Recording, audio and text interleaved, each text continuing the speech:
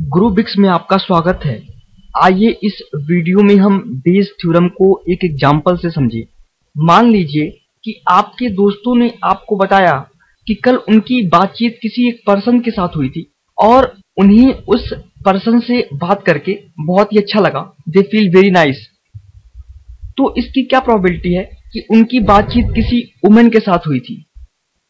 50%। मान लीजिए कि जो टोटल पॉपुलेशन का हाफ है वो वुमेन है और हाफ मैन है, तो इसकी क्या प्रोबेबिलिटी होगी कि उनकी बात एक वुमेन से हुई थी? 50%।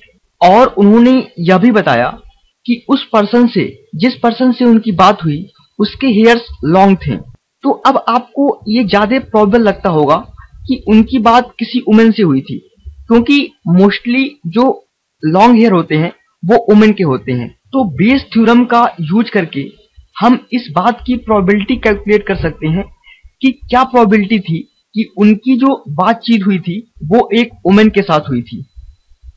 So this is the application of Bayes theorem. तो मान लीजिए late W represents the event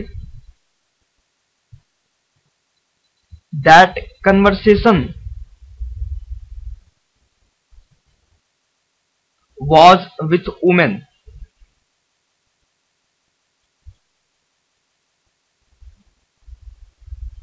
W वो इवेंट रिप्रेजेंट कर रहा है कि उनकी जो बातचीत हुई थी वो वुमेन के साथ हुई थी। और मान लीजिए L क्या है? L represent the event that the person has long hair. Okay, तो PW क्या होगा? PW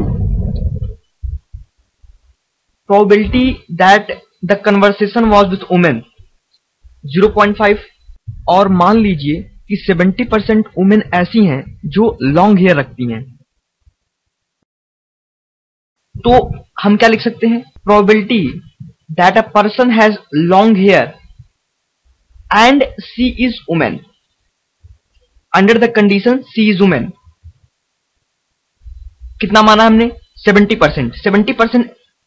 70% ऐसे केसेस हैं जहां पे वुमेन लॉन्ग हेयर रखती हैं, तो इसकी प्रोबेबिलिटी कितनी हो गई? 0.7। और मान लीजिए 20% ऐसा केस है जहां पे जो मेन है वो लॉन्ग हेयर रखते हैं। Probability that man have long hair. इसका मतलब क्या है कि लॉन्ग हेयर की प्रोबेबिलिटी क्या है जब ये दिया गया है कि मैन लॉन्ग हेयर रखते हैं? दैट इज 20%, तो 0.2। और हमारा गोल क्या है? हमें क्या कैलकुलेट करना है कि हमें इस बात की प्रोबेबिलिटी कैलकुलेट करनी है कि उनकी जो बात हुई थी वो एक वुमेन के साथ हुई थी।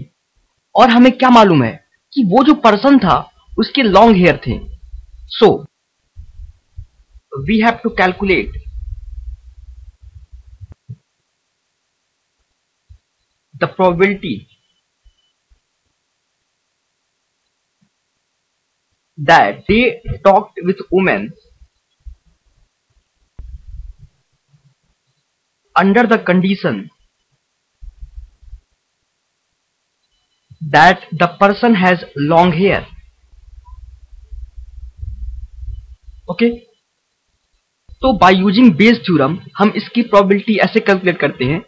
probability that the talk was with women and she had long hair is equals to probability that the person with long hair is woman into probability that the person was woman upon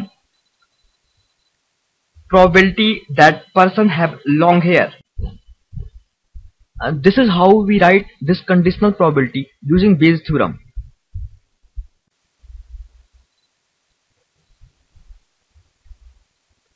Okay, और by using total probability हम इसे क्या लिख सकते हैं? Probability that the talk was with women and she have long hair is equals to probability that the person with long hair is woman into probability of woman upon probability that the person with long hair is woman into probability that she is woman plus probability that person with long hair is man into probability that he is man. Okay, ये W और M complementary event है। That means हमने मान रखा है या तो वो पर्सन वुमेन है या तो पर्सन मेन है, और जो टोटल पॉपुलेशन बनती है वो मेन और वुमेन से बनती है। तो by using total probability theorem हम इसे ऐसे लिख सकते हैं। तो हम यहां से ये कैलकुलेट कर सकते हैं कि क्या प्रोबेबिलिटी है कि जो कन्वर्सेशन हो रहा था वो वुमेन से हो रहा था और उसके लॉन्ग हेयर थे। That is equals to P of L by W क्या है, कितना है? Probability that the person has long hair and she is women, that is equals to 0.7। So 0.7 into 0.5 upon 0.7 into 0.5 plus 0.2। 20% men ऐसे हैं जिनके hair long हैं, so 0.2 into probability of man कितना है 50, दैट इज 0.5। ओके, और आपको यहां से क्या प्रोबेबिलिटी मिलेगी, that is 0.35 upon 0.35 plus 0.1, that is equals to 0.35 upon 0.45, that is equals to 35 upon 45, and that is equals to 7 by 9, and this is equals to 0.778। आप यहां से देख सकते हैं कि पहले वुमेन से टॉक करने की प्रोबेबिलिटी क्या थी 0.5, लेकिन जब ये कंडीशन दे दी गई कि जिस पर्सन से वो टॉक कर रहे हैं, जिस पर्सन से वो बातचीत कर रहे हैं उसके लॉन्ग हेयर हैं, तो प्रोबेबिलिटी कितनी हो गई 0.778। हमने बेस थ्योरम यूज करके ये प्रोबेबिलिटी निकाली और हमें कितना मिला 0.778, विच इज नेचुरल क्योंकि मोस्टली वुमेन्स के ही लॉन्ग हेयर होते हैं। So this is the use of Bayes theorem.